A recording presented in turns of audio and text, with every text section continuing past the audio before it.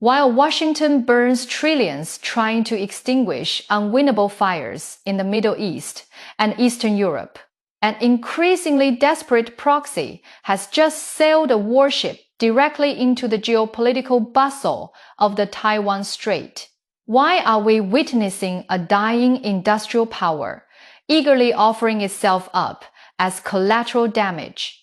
Because global capital is fleeing the chaos of the West, pouring into a remarkably stable Asian engine that is quietly racking up a $1 trillion trade surplus.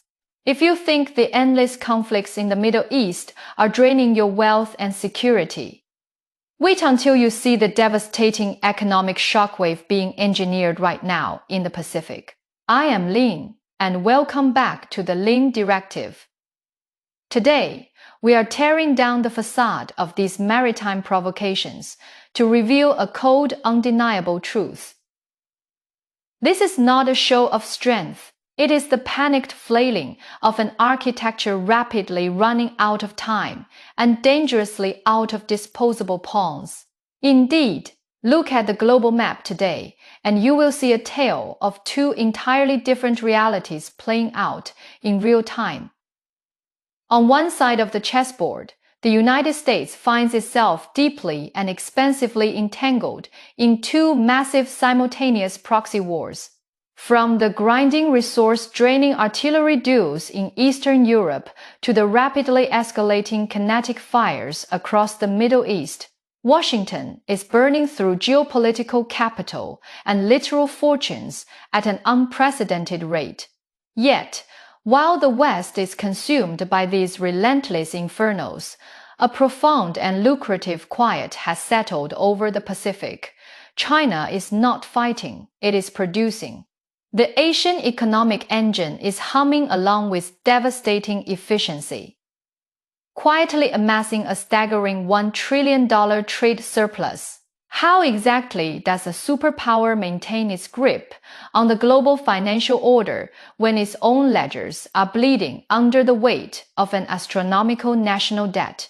A system currently struggling under the immense pressure of compounding deficits, while its primary geopolitical competitor is effortlessly absorbing the wealth of the world. The answer is that the international community is incredibly pragmatic, and capital, above all else, craves absolute stability. We are currently witnessing an extraordinary diplomatic and economic migration. Leaders from across the geopolitical spectrum, from Spain to Vietnam and from Mozambique to Russia, are continuously traveling to Beijing. Even the most fiercely allied European nations are sending high-level delegations to the East, seeking economic lifelines and stable, long-term partnerships. Why is this happening? Because the global market is making a cold, calculated assessment. Sovereign wealth and private investments are fleeing the chaotic, unpredictable, and heavily sanctioned environments of the West, seeking long-term refuge in the unshakable stability of the Asian supply chain. When a nation is operating at peak industrial performance and attracting global capital like a massive geopolitical magnet, the absolute worst-case scenario for its rivals is to simply let that prosperity continue uninterrupted. Consequently, we arrive at the dark mechanical core of global hegemony. When you cannot build your own house higher, you must set fire to the foundation of your neighbor. Washington cannot afford for Asia to remain peaceful. A tranquil Pacific means a continuously prosperous China, and a prosperous China rapidly accelerates the shifting of the global financial epicenter away from the West. Therefore, friction must be artificially manufactured. The strategic calculus dictates that a localized crisis must be ignited to spook international markets, disrupt trans-Pacific supply chains, and redirect terrified capital back to the perceived safety of the United States dollar. But the United States is already stretched dangerously thin. It cannot risk the devastating blowback of a direct kinetic confrontation in the Taiwan Strait. So, who do you send into the crosshairs when you cannot afford to pull the trigger yourself? You send a proxy. Furthermore, if the strategic objective is to ignite a localized crisis in the Pacific, one must ask a very simple pragmatic question. Why not utilize another node within the broader security architecture? Look closely at the geopolitical map of Asia, and a stark, sobering reality emerges for the architects in Washington. The bench of willing, capable, and disposable pawns is entirely empty. Consider the Philippines. While Manila is frequently maneuvered to the front lines of the South China Sea, asking an archipelago with a defense budget hovering around a mere $5 billion to project genuine naval deterrence into the Taiwan Strait is not military strategy.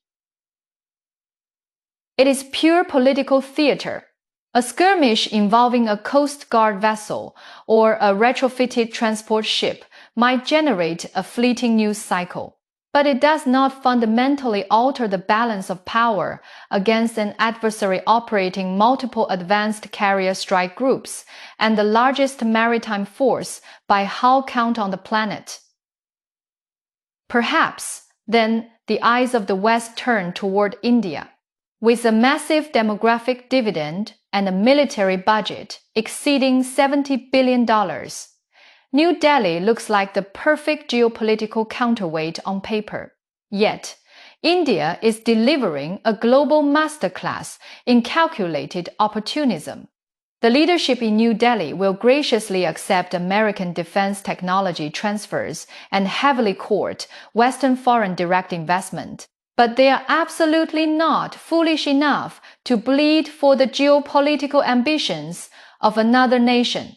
India maintains deep structural energy ties with Russia, and its foreign policy remains fiercely, almost stubbornly, independent.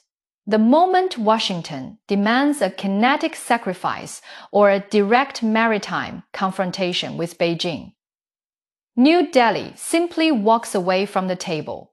They will never allow themselves to be reduced to an expendable asset in an external containment strategy. This leaves the Korean Peninsula. South Korea possesses a formidable, highly modernized military and a world-class industrial base. On the surface, they seem like the ideal candidate to project Allied power. However, Seoul is entirely paralyzed by its own geography. The South Korean leadership is agonizingly aware of the existential reality sitting immediately to its north. The Democratic People's Republic of Korea maintains one of the largest standing armies on the planet, complete with a rapidly advancing missile program. This northern presence serves as an immovable strategic anchor, permanently pinning South Korean military readiness strictly to the 38th parallel.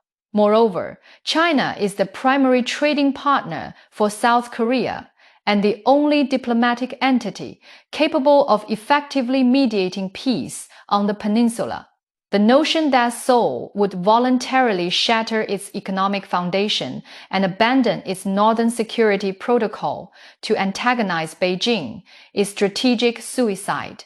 If South Korea blindly follows an external pivot into the Taiwan Strait, it invites catastrophic pressure on a densely populated capital situated barely 30 miles from a heavily fortified border.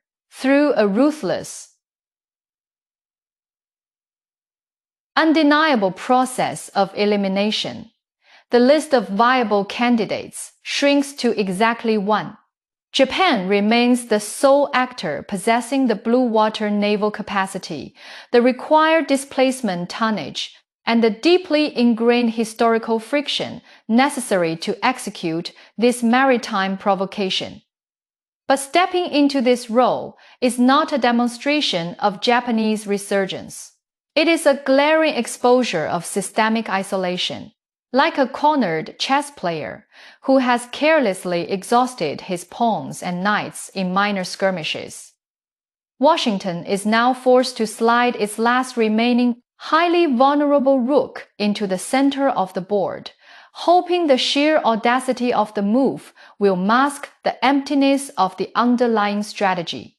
The ultimate tragedy of the modern geopolitical proxy is that the distant patron will always value the utility of your geography far more than the continuity of your survival. Rather than operating from strength, why does a government knowingly steer its vessel into a geopolitical hurricane? Because the hull is already sinking at the dock. To understand the eager participation of Tokyo in this high-risk theater, we must strip away the diplomatic rhetoric and examine the raw, unforgiving data of its domestic reality. Japan is not acting out of a position of resurgent military confidence. It is acting out of a profound, suffocating internal desperation. Look closely at the economic bedrock of the island nation.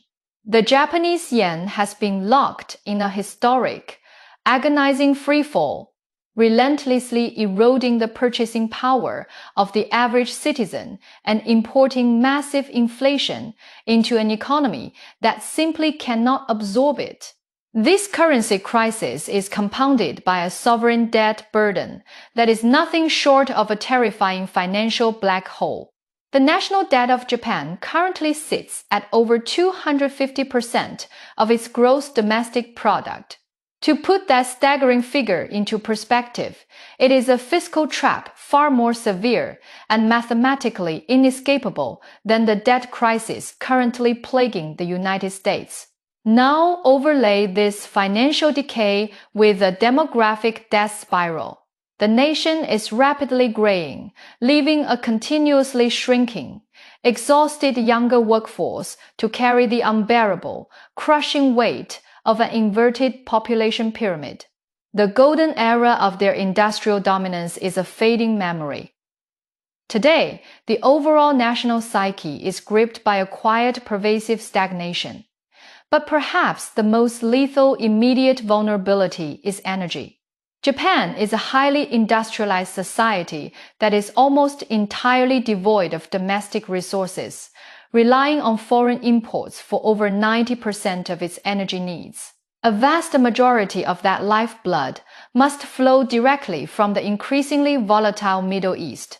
As conflicts rage across the Arab world and shipping premiums skyrocket, the energy lifeline of Tokyo is being squeezed dangerously tight.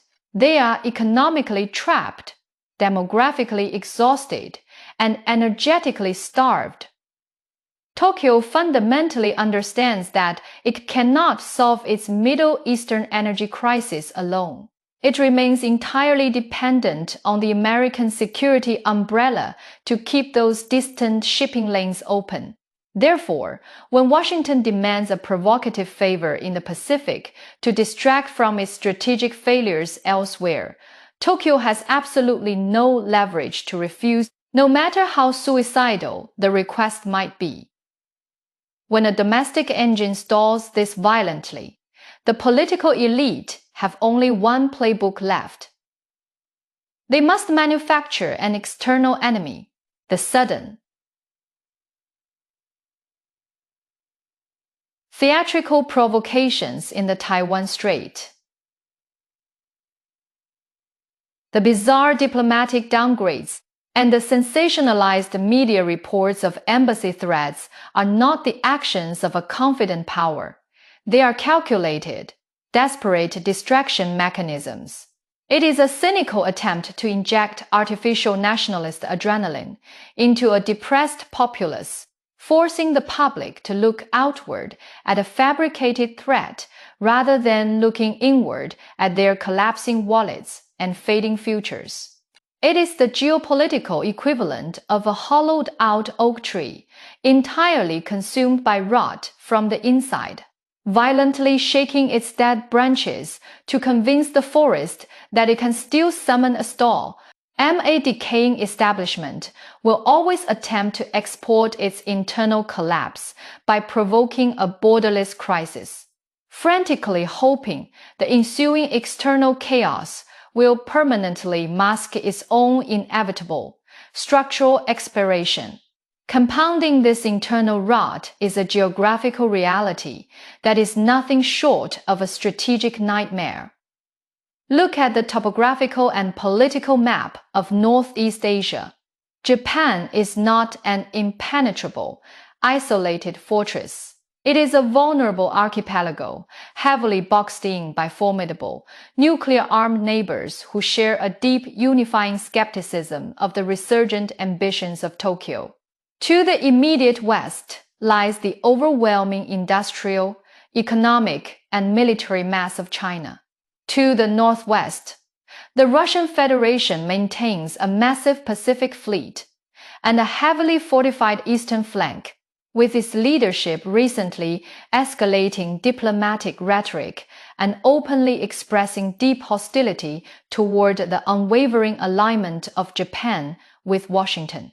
And positioned directly across the Sea of Japan is the Democratic People's Republic of Korea, a hyper-militarized state that regularly tests advanced ballistic missiles over Japanese airspace and routinely singles out Tokyo as the primary historical antagonist in the region.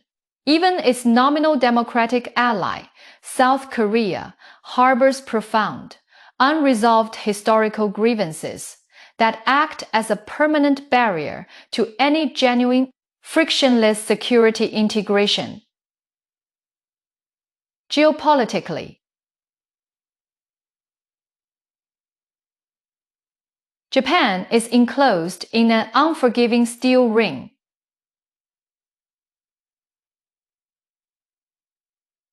Yet, the most devastating threat Tokyo currently faces is not kinetic. It is structural and economic. It is a profound, almost fatal misunderstanding of modern superpower dynamics to believe that a nation must be physically bombarded to be neutralized. Beijing understands this architecture of leverage perfectly. Why risk the unpredictability of a military confrontation when you hold the absolute keys to the industrial survival of the adversary? China has already begun executing a masterclass in surgical, non-kinetic warfare, deploying precise supply chain chokeholds that bypass the military establishment entirely and strike directly at the cardiovascular system of the Japanese economy. Consider the critical, irreplaceable dependency on rare earth elements and specialized industrial inputs. These are the indispensable materials required to manufacture everything from advanced F-35 stealth fighter components to electric vehicle batteries and high-end commercial semiconductors. China currently controls the overwhelming majority of global rare earth mining, processing, and refining. When Beijing implements targeted export controls on these critical materials, it is not merely issuing a diplomatic protest. It is applying a lethal tourniquet to the Japanese high-tech manufacturing sector. The moment access is restricted, Japanese production lines stall. Tokyo is currently scrambling, desperately attempting to scour the globe to secure alternative sources and invest millions of dollars into new extraction projects. But the complex infrastructure and massive scale required to replace Chinese supply lines simply do not exist in any immediate time frame. Japan is consequently trapped in an impossible paradox. It relies entirely on the United States for its military security umbrella, yet it relies almost exclusively on its immediate, heavily provoked neighbors for its economic and industrial lifeblood.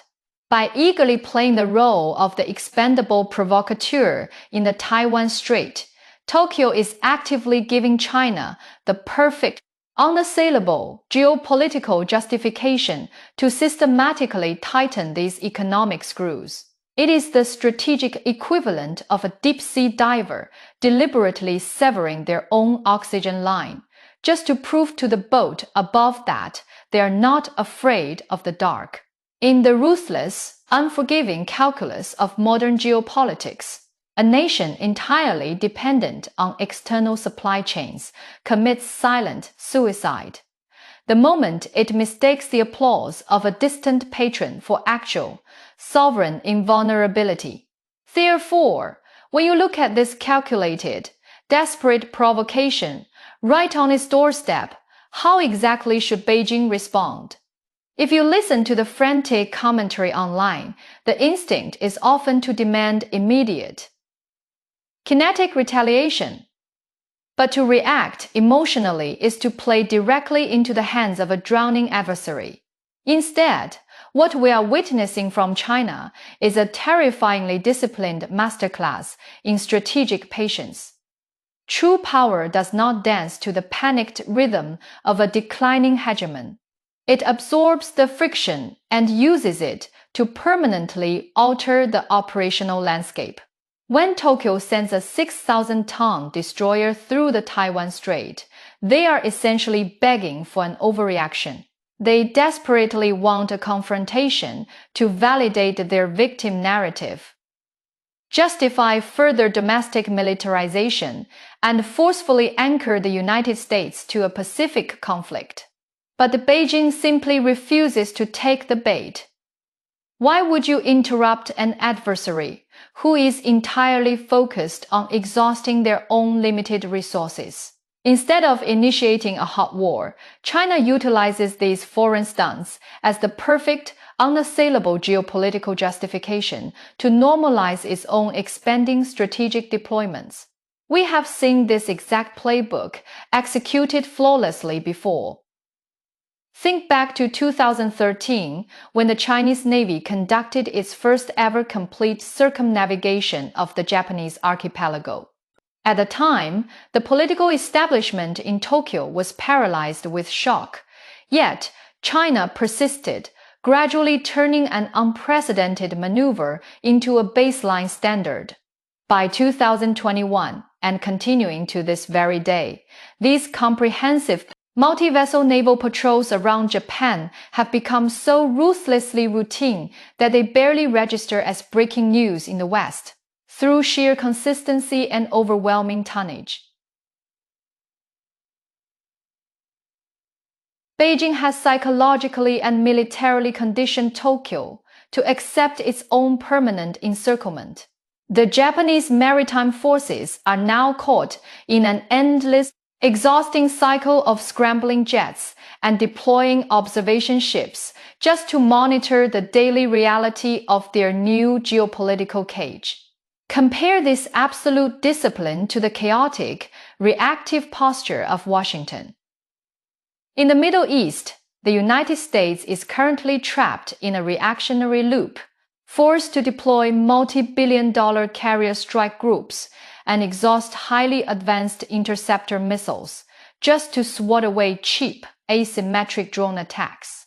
Washington is bleeding massive financial and political capital daily because it has lost the ability to dictate the tempo of the engagement. China, conversely, retains absolute control over the Pacific timeline.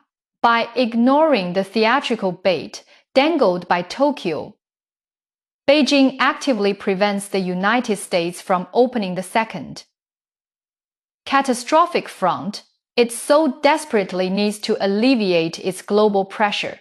This is the profound application of winning without fighting.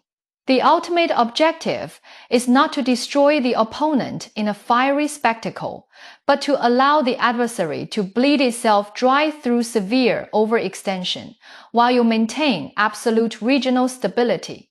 Japan is already backed into an economic corner. Its currency is deeply fractured. Its energy supply lines from the Middle East are severely compromised, and its domestic industrial base is being quietly throttled by targeted rare earth export controls. Every dollar Tokyo spends fueling warships for theatrical dead-end missions in the Taiwan Strait is a dollar permanently erased from a domestic economy that is already gasping for air. China does not need to fire a single missile to neutralize this threat. It simply needs to hold the line, continue building its $1 trillion economic engine, and let the unforgiving gravity of debt, demographics, and resource starvation pull Tokyo beneath the surface.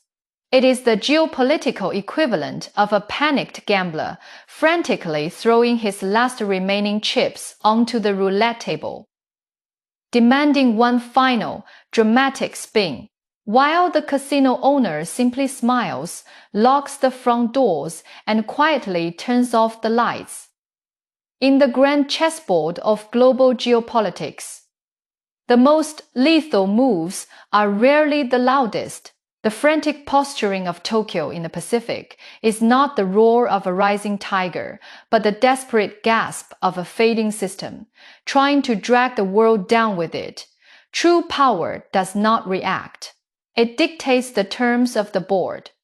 Thank you for joining me on the Lean Directive. If this deep dive shifted your perspective on the changing global order, hit that like button, subscribe, and let me know in the comments below. How long can a proxy survive when its patron is drowning? Until next time, keep your eyes on the reality behind the headlines.